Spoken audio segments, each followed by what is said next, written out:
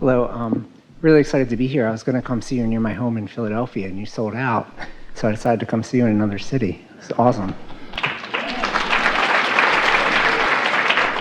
A little nervous to be up here. I've never been to one of your workshops before. My question for you is, I feel like I have like a pretty good life, and like I've heard you saying some of your things like compared to other humans. Like I feel like I'm doing pretty well, but then there's like it doesn't matter compared to other humans. It only matters compared to your own vortex. Exactly. When you've got stuff that you're not letting in, that doesn't feel so good. Exactly. And what I want is I want to like create like income where I don't have to like go to a job every day, and I can just like have the freedom to live an abundant life and just do what I want. And I feel like it's possible, but I feel like I have resistance to it. it is possible, and you do have resistance, and the resistance is evident even in the way that you express this to us, because what I don't want to do is by far the dominant part of your vibration. I don't want to go to a job every day. So let's poke around at that a little bit and see if we can stir some solutions up while we're poking at the problem. So I don't want to go to a job every day. Why? Why don't you want to interact with other humans in your mutual quest for enlivenment and upliftment?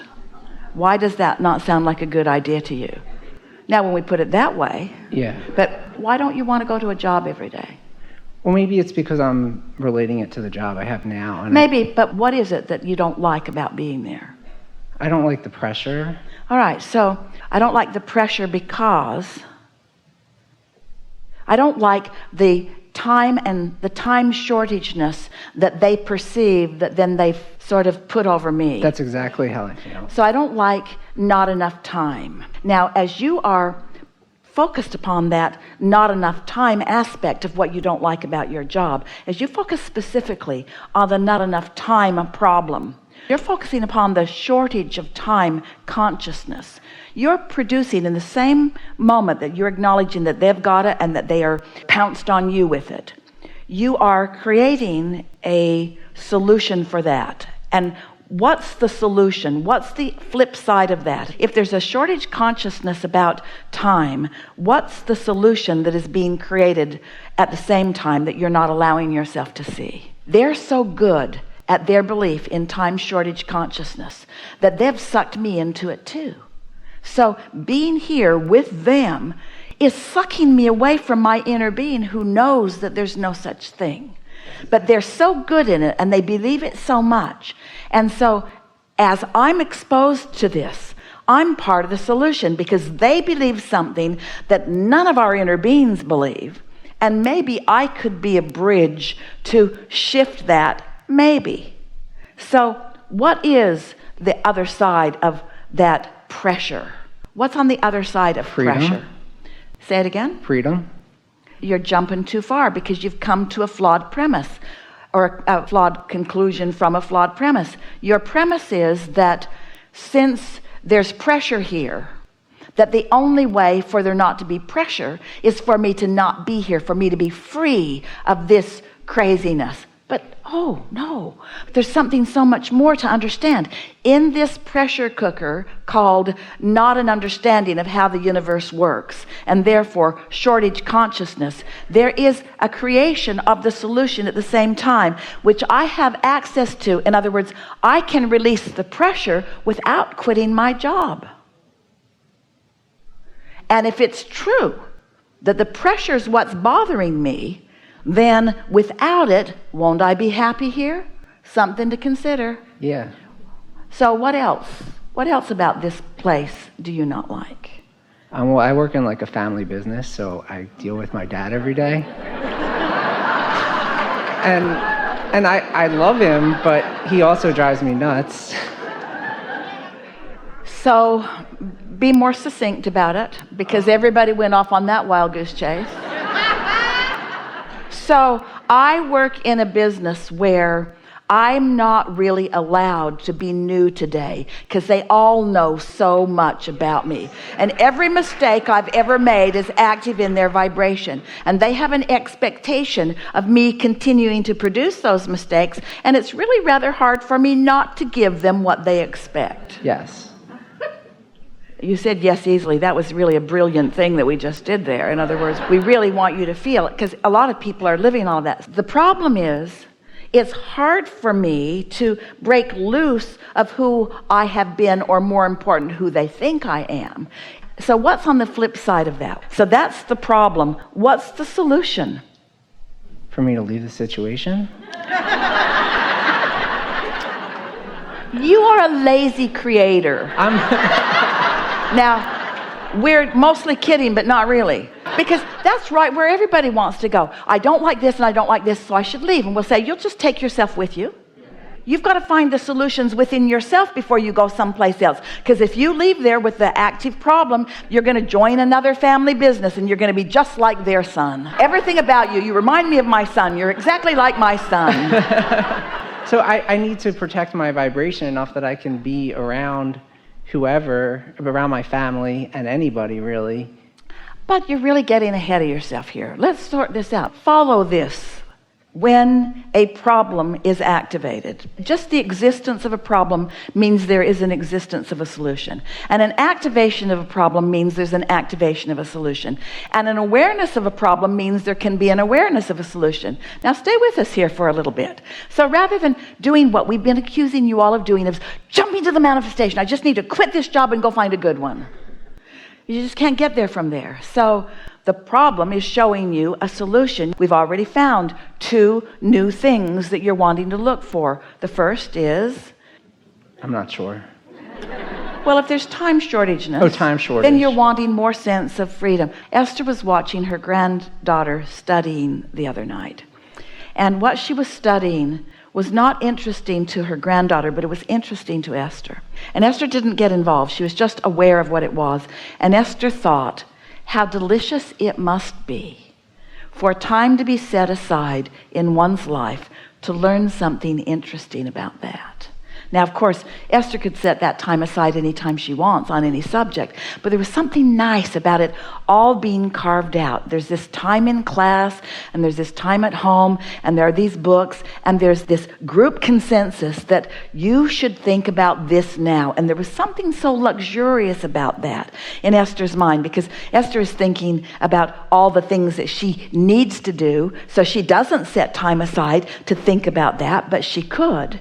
So what we're getting at here is that you are as bound up in not enough time, or as relaxed in having enough time, as you allow yourself to be. Now, we're going to jump all the way to the answer, to the end of this discussion that we're giving to you, because for sake of time, for one thing, and because we think you're ready to hear it for another.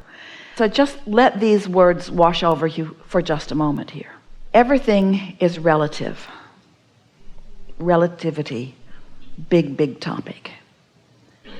Imagine yourself in an airplane high in the sky, 30 or 40,000 feet up there, and 500 or 600 miles an hour.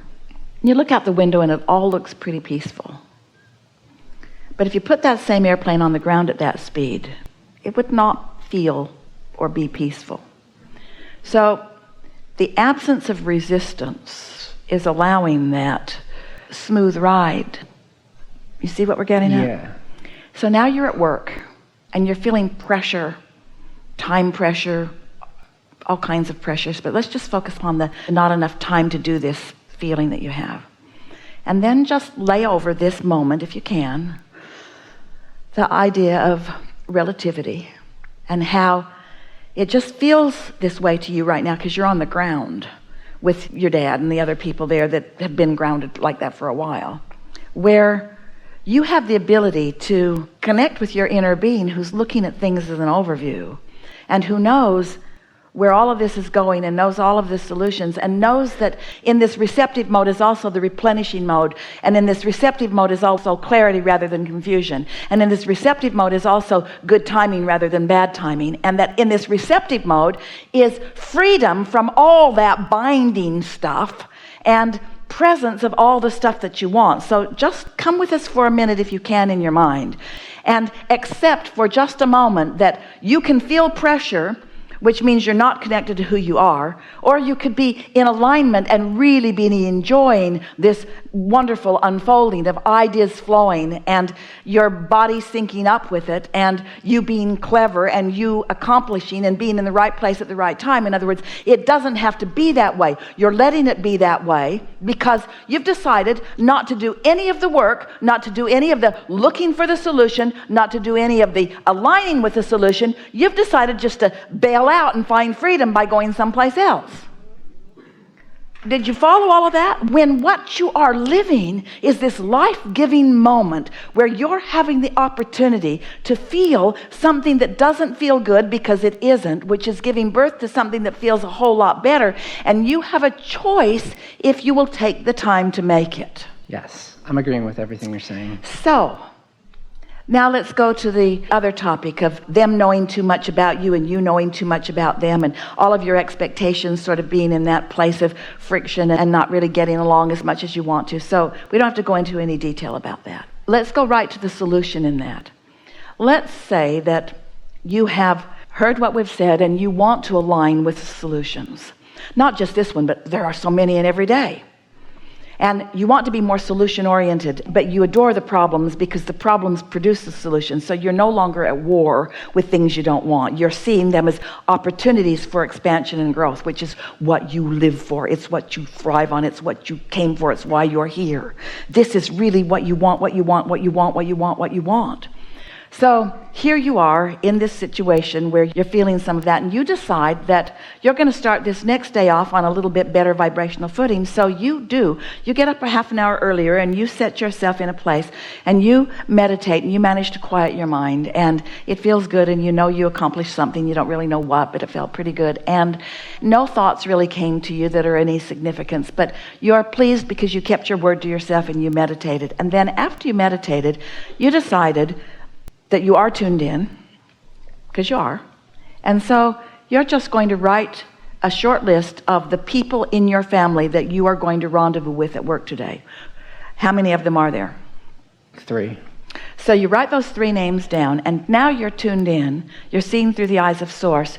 You decide that you're going to write a short list of positive aspects of each one of them. Not taking a trait that is bad and trying to make it good, because you've already done that flip. Don't go back to that. You're already over here in the solution, and you're already over here with your inner being who always sees the best. So this project is going to be really easy for you. You're going to see them as they really are. You're going to see the whole of them. You're going to see them through the eyes of Source. So you're going to write things about them. Just a short list about each one of them.